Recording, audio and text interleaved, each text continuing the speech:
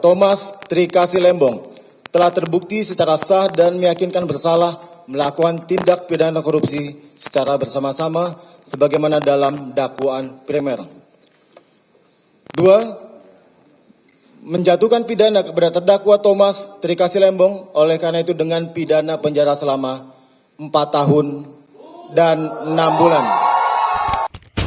Ia bukan maling dana desa, bukan pelicin proyek negara. Tapi kini duduk di kursi pesakitan, diadili layaknya penghisap anggaran.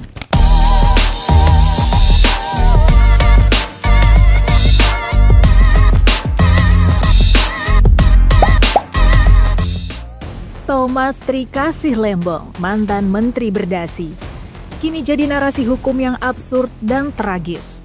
Vonis 4,5 tahun, katanya korupsi, tapi tak ada sepeser uang yang ia nikmati. Belum Pak Tom Lembong menjabat, itu diterbitkan surat oleh Pak Rahmat Gobel daftar perusahaan gula dalam negeri. Ada BUMN, ada swasta, ya kan? Di situ ada. Nah, PT PPI lah yang melakukan penunjukan atau seleksi. Tidak ada perintah Pak Tom di sini. Iya. Ini tidak ada perintah Pak Tom. Jadi seolah-olah yang dibilang Pak Tom menunjuk ke 8 perusahaan gula rafinasi itu nggak benar. Tahun 2015, ekonomi lesu berdenting. Ia buka keran impor gula, katanya demi kestabilan pasar yang genting. Tapi kini disalahkan, katanya prosedur tak dilalui. Tak ada rapat, tak ada persetujuan tertulis di sisi kiri. BPKP datang membawa angka, katanya negara rugi 500 lebih miliar rupiah. Tapi nggak jelas siapa yang kaya. Yang pasti, Tom yang diseret ke meja. Di ruang sidang, jaksa bicara panjang, tapi tak bisa buktikan aliran uang. Hakim bilang niat jahat tak terbukti, tapi lalai prosedur tetaplah tragedi. Majelis menetapkan negara dirugikan 194,72 miliar rupiah. Vonis 4,5 tahun penjara, denda 750 juta rupiah, subsidiar 6 bulan jika tak bayar. Saya nyatakan keputusan hakim itu salah. Saya harus berani mengatakan salah. Karena apa? Karena ini belum inkrah, masih bisa dilawan. Jadi ini korupsi atau pelanggaran administrasi? Korupsi tanpa keuntungan pribadi, vonis turun, hukum pun dicaci. Apakah ini keadilan atau tafsir formalitas semu? Yang penting ada tersangka, walau tak ada yang meramu. Terdakwa Thomas Trikasih Lembong terbukti tidak pernah menerima hadiah, atau janji atau keuntungan dari penugasan dan pemberian PI kepada PT PPI, Inkopkar, Inkopol, dan Puskopol maupun 8 pabrik gula rafinasi dan PT Kebun Tebu Mas. Tak bisa dipungkiri, Tom dekat dengan Anies. Arsitek ekonomi bukan politisi manis. Vonis ini datang di tengah masa transisi. Apakah ini hukum suci atau sistem sekedar instruksi? Jadi kekecewaan itu lahir dari rasa keadilan yang tercederai. Dari akal sehat yang tidak dihormati, bahkan disepelekan. Dan dari kecemasan bahwa proses hukum seperti ini bisa bergulir tanpa kendali moral, apalagi logika publik. Saya beri ilustrasi. Kita menyaksikan 23 kali sidang terbuka, disorot publik, diikuti media, dan disusun dengan runtutan fakta. Tapi ketika vonis itu jatuh, seolah-olah 23 persidangan itu seperti tidak terjadi. Seakan kesaksian para ahli, audit yang cacat, bukti yang tidak ada aliran dana, tidak ada mens rea, tidak ada niat jahat. Dan itu diungkapkan juga di dalam putusan hakim. Itu semua dianggap tidak relevan. Jadi, ini bukan soal kalah dan menang dalam sebuah perkara. Ini adalah tentang apakah logika hukum masih berdiri di atas logika nurani.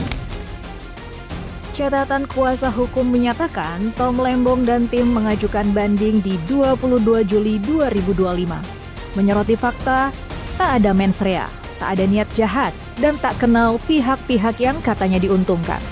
Kita bicara nggak usah ragu-ragu ya. Ini jelas kasus Pak Tong ini ada pesanannya. Ini kan masih ada perjalanan sampai 2029.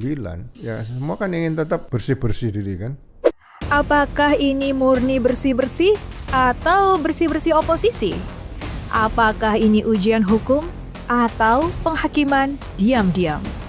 Sebab yang ia hadapi bukan hanya jaksa, tapi sistem yang bisa menghukum siapa saja, asal ada celahnya. Saya sangat yakin bahwa tidak ada tindakan pidana, apalagi tindakan pidana korupsi. Saya kira persidangan telah mengungkap fakta-fakta, angka realita yang membuktikan hal tersebut ya, bahwa tidak ada tindakan pidana, tidak ada korupsi dalam hal ini. Ya. Soal apa hasil dari persidangan, saya lihat sangat tidak bisa diprediksi ya. Zaman sekarang penuh dengan ketidakpastian, ya, begitu banyak faktor, begitu banyak pertimbangan yang pasti akan menjadi variabel ya, jadi suatu penentu ya. Jadi hasil akhirnya vonisnya seperti apa. Kini para pejabat gemetar di ruang rapat, takut tanda tangan, takut jadi tersangka cepat. Kalau kebijakan salah cetak, besok bisa diciduk, diborgol, bahkan disikat. Negara jadi ragu, birokrasi takut maju, bukan karena korupsi, tapi karena nggak tahu surat mana yang wajib dilampiri. Kalau prosedur salah jadi kejahatan, maka siapapun bisa jadi korban keputusan. Kalau niat tak penting dalam vonis, maka hukum hanyalah formalitas tanpa fondasi logis. Tom Lembong bukan malaikat, bukan juga dewa.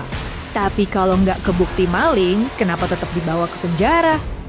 Ini kami akan resmi memasukkan dokumen pernyataan banding atas putusan Pak Tom Lembong, ya, di mana kita sudah mendengarkan semua pertimbangan-pertimbangan majelis hakim dan tentu secara nalar hukum dan didasarkan pada pembuktian fakta persidangan itu banyak yang tidak sesuai. Untuk itu kita akan mengajukan banding. Ya. Kini ia banding dan kita menatap apakah hukum berdiri tegak atau goyah karena tekanan yang menjerat.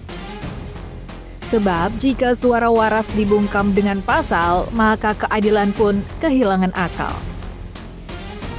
Tom Lembong mungkin salah prosedur, tapi kalau niat baik bisa dipenjara, siapa lagi yang berani melangkah dengan jujur? Kalau niat baik bisa berujung pidana, maka siapa yang mau ambil risiko demi bangsa? Kalau birokrat takut karena pasal bisa dipelintir, maka masa depan negara tinggal diam. Tak bergetar, tak lagi berpikir. Jadi mari kita bertanya, bukan cuma soal siapa salah, siapa benar, tapi soal mengapa hukum kini terasa ringan untuk yang besar dan keras bagi yang tidak benar-benar mencuri sebongkah dolar. Tom Lembong bukan pahlawan, tapi juga bukan bandit. Ia hanya satu nama yang terjaring di pusaran rumit. Putusan ini tidak hanya berdampak kepada Tom Lembong. Putusan ini berdampak kepada kita semua, rakyat Indonesia. Kalau saja orang seperti Tom Lembong dapat dihukum sedemikian rupa dalam perkara ini, apalagi semua rakyat yang tidak punya pendidikan, yang tidak punya kemampuan ekonomi, yang tidak punya koneksi, akan bagaimana hukum di negara ini? Hari ini ia jadi terdakwa, besok bisa jadi Anda, saya, ya atau siapa saja. Maka jangan rayakan vonis hanya karena berbeda sisi, karena hukum yang bisa menyasar hari ini bisa membungkam logika publik esok hari. Kalau satu like bisa jadi isyarat dan satu komentar bisa jadi pengingat, mari kita beri ruang untuk nurani dan akal sehat. Dan jangan lupa subscribe karena kita akan terus bicara bangsa sampai hukum kembali punya rasa.